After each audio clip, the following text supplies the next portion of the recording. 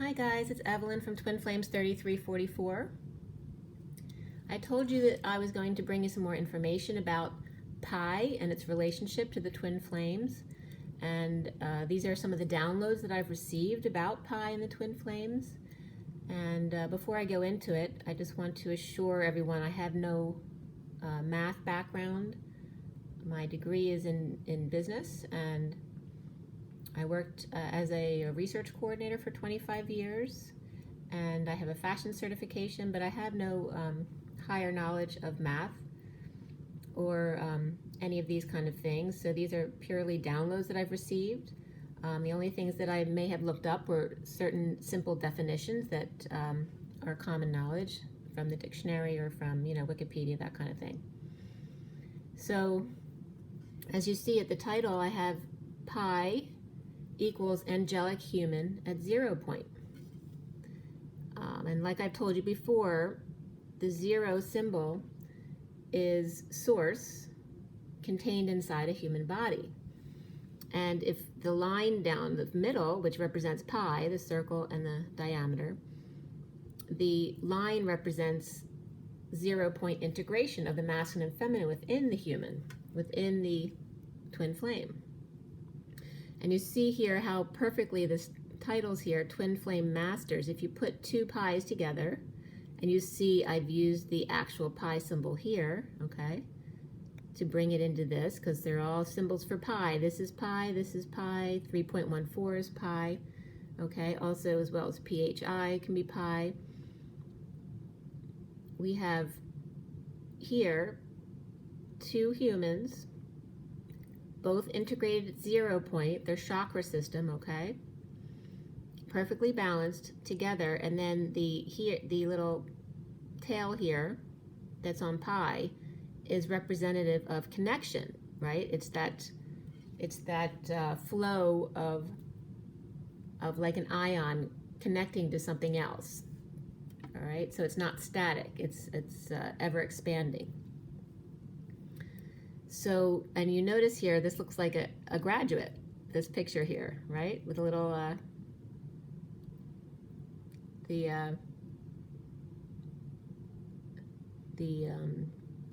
know what I'm saying? I'm blanking out again, but it looks like, a student who's graduated. So we have two eyes and the two lines down there showing the balanced integration of the divine masculine and divine feminine. And then the lines across, for me, that represents the T of support, that toggle of the anchoring. So here we have the 8 on its side, the two zeros side by side is two humans, right? Because each is a human. We don't know if they're fully integrated within their divine masculine or feminine because there's no line down the middle. But when it becomes the 8, as in a twin situation where your etheric bodies are shared, you don't need that line down the middle, because when you come together, there's perpetual motion between you, okay? There's always this is what they call the dance, okay? And then the dot here is representative of the space between the words, or the quanta, and that's representative of the pineal gland, okay? And birth. Okay, so over here, some of the things that added on to this when I was guided to expand more on pi was the safety pin that I told you about. This is literally the word pi times 2 put together to represent the divine masculine and the divine feminine. The green is the PI of the masculine, and then if you can use PHI too, which just incorporates the 8 again into PI. So here I've integrated the orange as the feminine, and this just shows the movement of the pin, okay? And then here's the little dots of the eye. Here is the chakra system, and then here are the two 8s, or the two circles of the 8 from the H.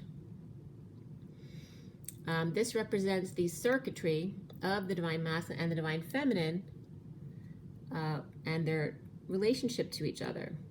So here we have the divine feminine, and this would be her third eye, okay, her her ability to connect with source and bring in that energy from the sun, the central sun. So here's the feminine in the orange, the sacral. You notice I put orange for the sacral, collecting that energy for both of them. It goes through her, and then it goes into the green of the masculine, which he is the support. He's the grounding mechanism in the connection. And then here is the housing. So this represents Gaia, and both the divine masculine and the divine feminine's connection to Gaia. And then as the masculine here gets charged, the pin closes because it creates a vacuum. And then as the masculine loses his energy, the vacuum diminishes, and then the pin opens again for the feminine to need to be recharged again through meditation or whatever it is, okay, by the central sun. And then, it goes through a cycle again. I was getting also that the full moon discharges the system, right? And the new moon charges the system, or the reboot. The charge is the reboot, which I was getting represented by the Chariot card. The Chariot charges. Well, this is the charge. The new moon, you're able to fully receive the energy from the sun because there's no blocking from the moon. There's no reflection there. And then at the full moon, there's discharge or release of the vacuum, okay? Which causes the feminine to need to go back and meditate again. So pretty cool, huh? So again, the PHI is just PI with the H, which 8 equals 8. It's the 8th letter of the alphabet.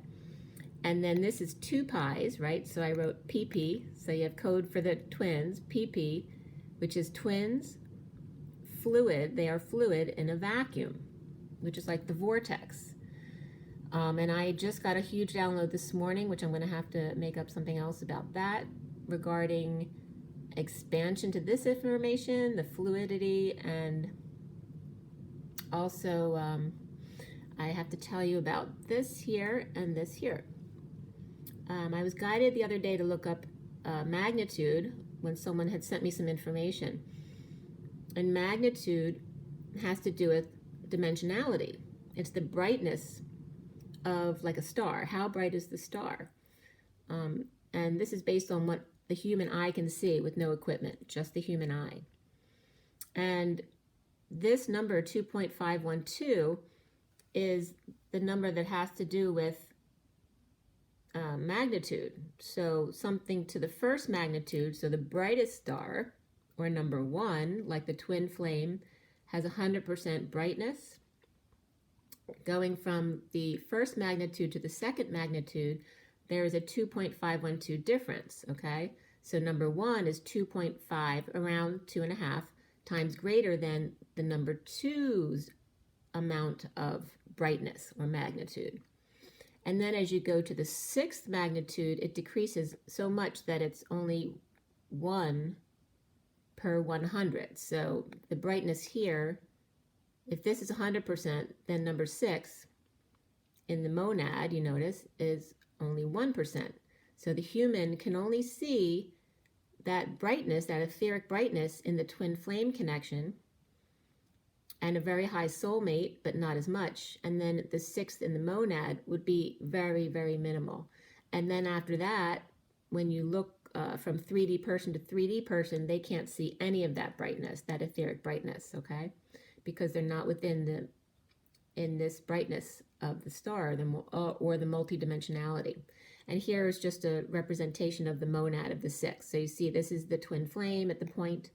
Then you have the close soulmates right next to the twin, and then the monad. So as you get to out here, once you get beyond this triangle, the human eye can no longer see that brightness in this realm. Sorry about that. And then this is just, I don't know why I was guided to, but I was guided to do the calculation between pi and this number, since they were both representing the twin flame relationship. And the relationship between pi and this ends up being 0.8, which is the point of the quanta, and the 8, which is the 8, okay, of the never-ending flow, the infinity. So I'm still building on it, and there's a huge amount of stuff coming in for me right now. So let me know what you think. Again, this line across is represented as the toggle or the anchor or the support, right? The earthly support for the divine feminine. These are the chakra systems perfectly aligned. So each has a divine masculine and feminine, and then separately here, and then the support between them, which is the housing, like this is the housing of Gaia, okay? So let me know what you think. Please put any comments below, and I will be expanding on this. Thank you guys for listening so much. Bye.